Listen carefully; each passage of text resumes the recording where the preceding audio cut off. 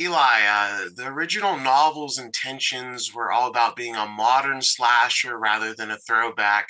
And I felt like you can feel that in this film, and you did a really good job of keeping it modern, but also using the past, like rotary phones and a driving stick, for like juxtaposition, which leads to some really fun moments. How is it just embracing the current day for the film? Well, I think that there's a sense of villainy and brutality in the current day, even anger. There's just so much anger out there that I wanted to make a real horror film, but also do it in a light way where there's also some outlet of humor in it. Um, to me, this is like a modernized version of the '80s slasher films I grew up with. Um, I do also, I loved Scream when I first saw it, and I love the whole series of movies.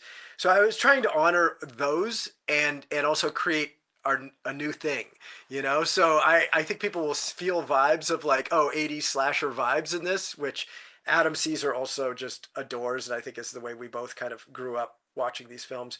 But then just add this element of youthful Gen Z teens that are way more aware than my generation was when we were kids, and way more plugged into what's happening in life and social media and everything, and using that to just make a rip roaring, crazy film that makes people kind of tremble in their seats.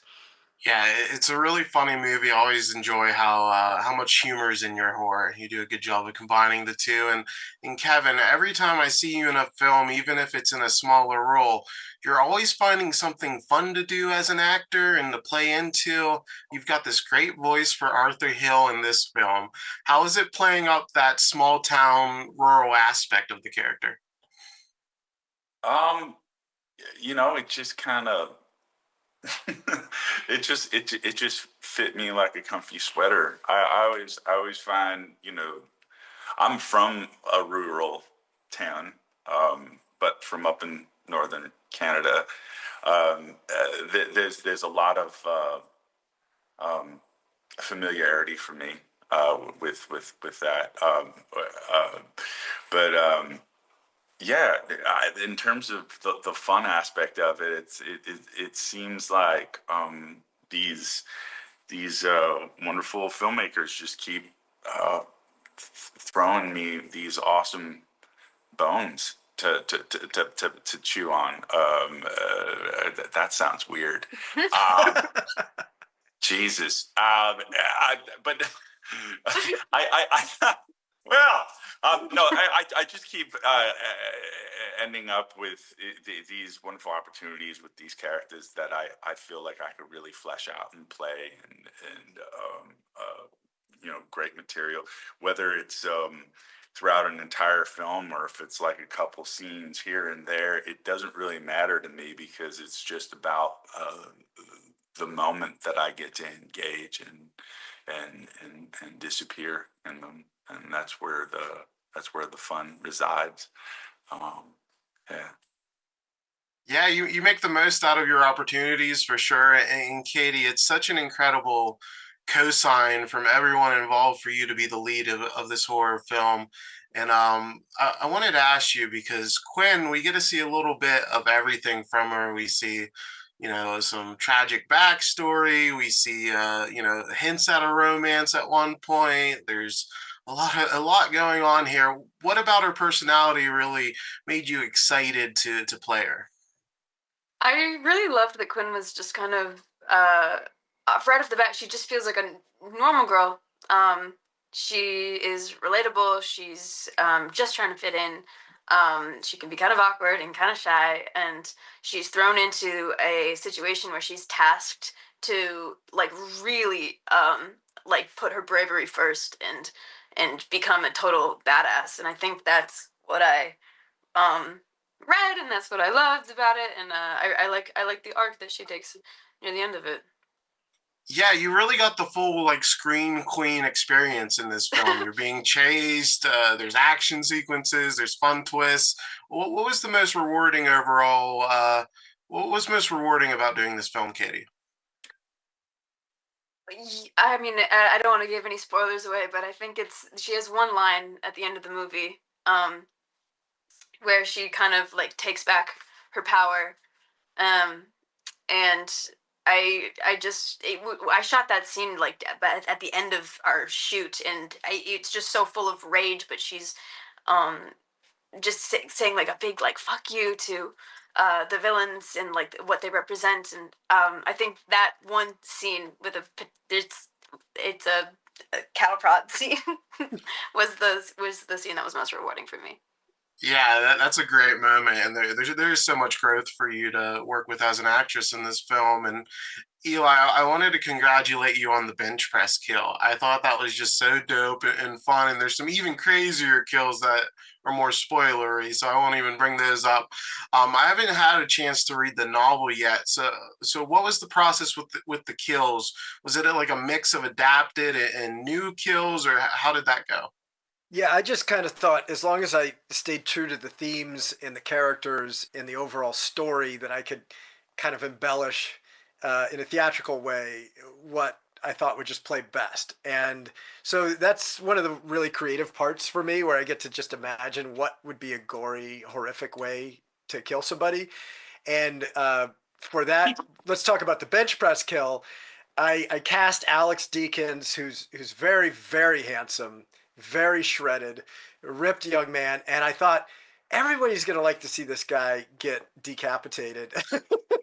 And it's gonna be just a wild scene, but also get some cheers. And yeah, I guess I used to work out, like not as much as Kevin does, but I used to work out, and there's always, when you're not like spotted on bench press, and maybe you're doing one extra rep and you're just not even sure you'll get it all the way there. There's always that moment you're like, I could die. Nobody's here. Nobody will know. If the bench just falls down, that's it for me. I've always had that in the back of my mind. And then I started with that, but I thought, how do we elevate it even more? And I thought even scarier would be if the guy spotting you came over to help, but he wasn't helping. He was pushing it out, so it was your arms are shaking, and then he adds a saw blade, and that's when I thought I was onto something. I'd never seen that exactly before, and I do think exactly what happened is what would happen, because sometimes in a horror movie, when where you're like, oh, well, that wouldn't happen. It loses me. But I wanted all of these kills to be like, okay, yeah, that's probably what would happen in that scenario. Yeah, that was the moment. I enjoyed the film from start to finish, but that was the moment where I was just fully on board with like the sicko trip you were going on. So you sold me, and it kept going from there. So I had such a good time.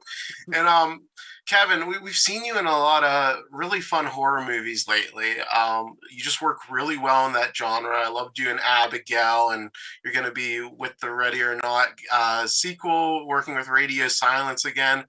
What is it about this genre that you're such a good fit for? Gosh, I don't know. I don't know. I think I'm kind of. I mean, first off, I mean, just the physical attributes that I bring to the table. You know, when I was younger, I was like, why am I always the bad guy? I was always wondering that, and then I saw myself in the mirror, and I was like, oh.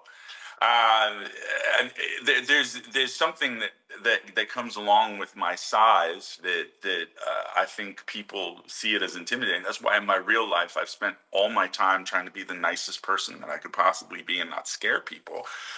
Horror allows me to just lean in to just uh, the other way, which is almost therapeutic for me because I'm freaking tired of fucking being nice all the time. No, but it's kind of true, and I also have another horror film that I finished called Ithaca that I absolutely love as well, and it seems like um, those doors have really opened up, which I'm grateful for because I'm a huge fan of the genre and because there's no limits as to where you could go in terms of an actor, a character actor, you know. You get to play Yeah. the extremities of things, which is the most interesting things to play. Yeah, Sometimes you lose those extremities, you know?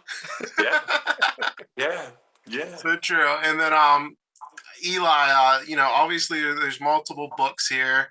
Are you open to doing a sequel? I think horror fans are really going to be a fan of this one. Adam and I have become good friends on this tour, and I couldn't think of anything greater than to like get to work with him on adapting more. I mean, even if we weren't doing a sequel, I'd want to work with Adam Caesar again. I'd say that May 9th is time for people to prove whether they want a sequel or not. We're so lucky to get to play in theaters. It's what I always dreamed of, to have like a good, solid release in theaters, and this is what I made the film for. But I do think people vote with their tickets, with their butts and seats, and if people vote for a sequel on this, yeah, let's go.